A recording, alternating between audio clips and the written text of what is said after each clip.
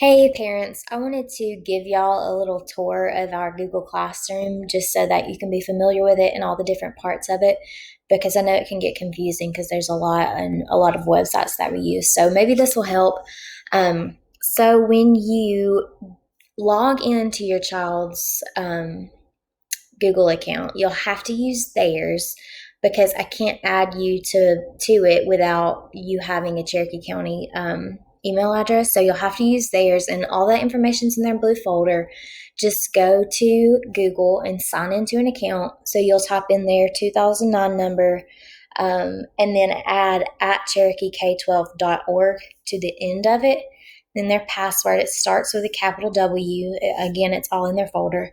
So after you get signed in, you can go to Classroom. You can just Google it if you need to. So you'll get here, you'll click on My Classroom, and it'll take you here.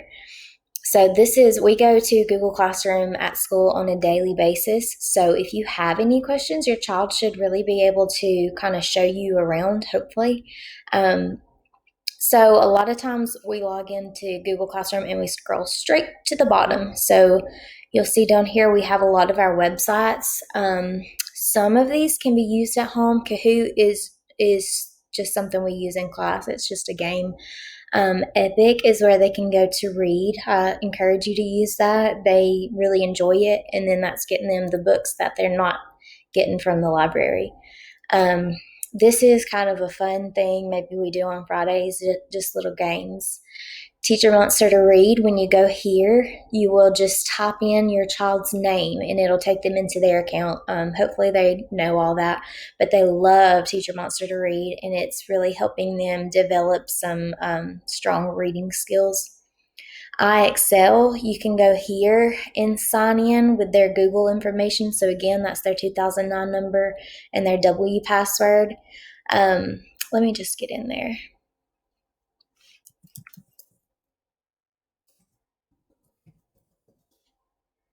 And Miss Young lets me use her account.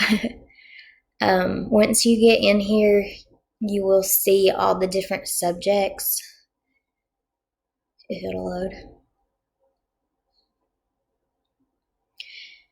Anyways, if it would work, you would see across the top like math, science, language arts. So I don't know if Miss Young and Coach Bates have theirs ready yet, but if you go to the language arts tab and then make sure that it's on second grade because it's got all the grade levels. So make sure over to the side it's got the two. Go to second grade language arts, and then I star the ones that we're working with each week. So, for example, if we're doing main idea and key details, you can scroll through. There's a ton of options, but you can scroll through and find the ones with the stars by them. Even if it doesn't have a star by it, and you think it's something that your child needs to work on, go for it, because iExcel asks them questions, and then if they're not progressing and they're seeming to not understand it, they're missing the questions, it kind of bumps them down a level, makes the questions a little bit easier, and it also explains to them why they missed the question. So this is just really great practice in developing some skills. Sorry that wouldn't load. Then I told you guys earlier, I sent home a little slip about going here to Savvis to sign in and see their reading account. I'll show you in just a minute how you no longer have to do that. I've made it a lot easier for you to get in there, so I wouldn't even worry about that.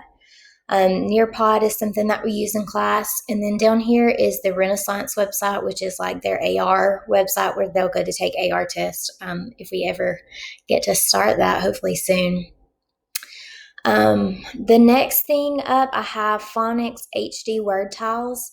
So we use the program HD Word, and in class we actually have magnetic boards with all of this information. So you can go here. This is a free link, so just go to it. If you have a touch screen, you can do touch input, but if you're just using a regular old computer, you can do mouse input. And then in class, we have magnetic boards with all these little letter tiles on them that we get to drag around and build words. But you can do this at home on the computer. So this is a great thing to use for spelling practice, maybe when you're reviewing spelling words. So, for example, the word clap, I think is a word we'll be going over this week, clap. So you can get your child to finger stretch it. There's the cl, app. So we've got the seek, app. So if you're finger stretching that, you have 4 sounds, and they'll probably tell you put out your color tiles first. So one for each sound. It really doesn't matter what color you use, but one for each sound. So we had 4 sounds in clap, not 4 letters, remember, just 4 sounds. And then you match the letters to the colors. So we've got k, l, a,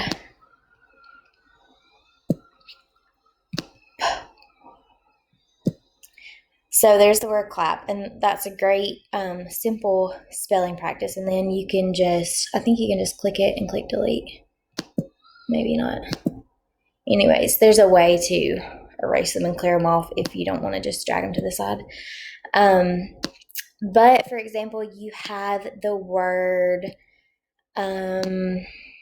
let's say shark, like shh. So when you do the SH sound, SH is one tile. So you're not going to do S here, H here. It's just one tile because that's our digraph. And digraph is 2 letters together that make one sound. You can't break them up. They wouldn't sound the same.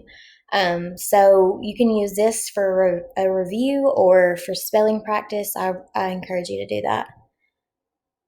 We go back into Google Classroom and you'll see a lot of these little assignments.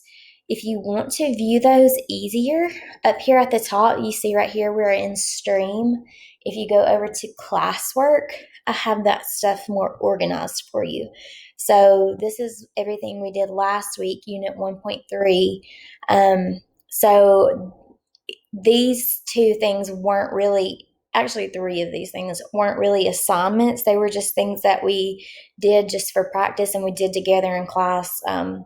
It's not something that got a grade.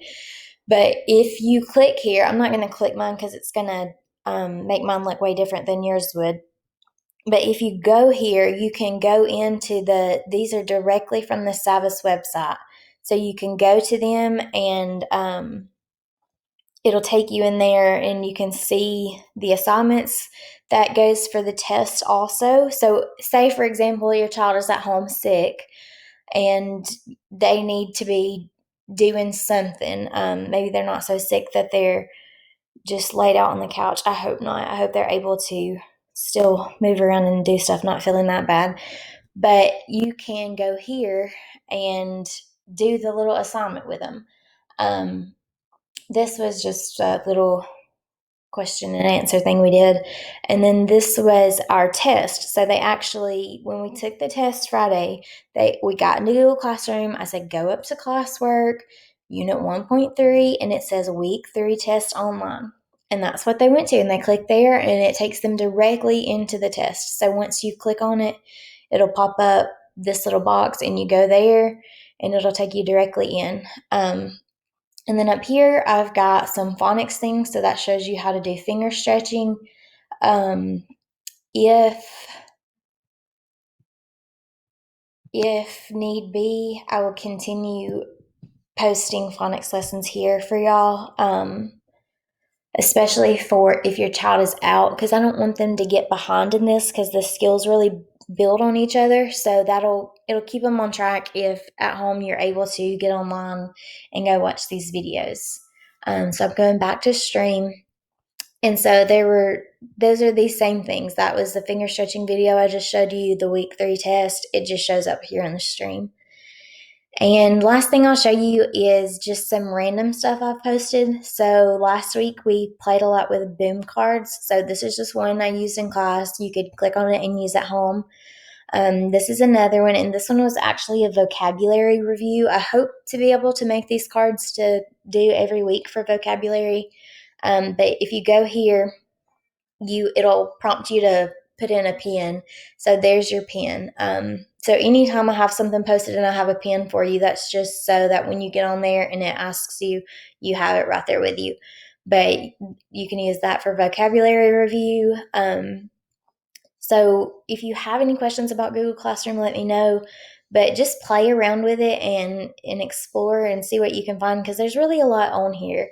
Even if you're just wanting your kid to get more practice in some area, there's Teacher Monster to Read, Epic, and iExcel. I strongly recommend for you to use at home whenever you have free time.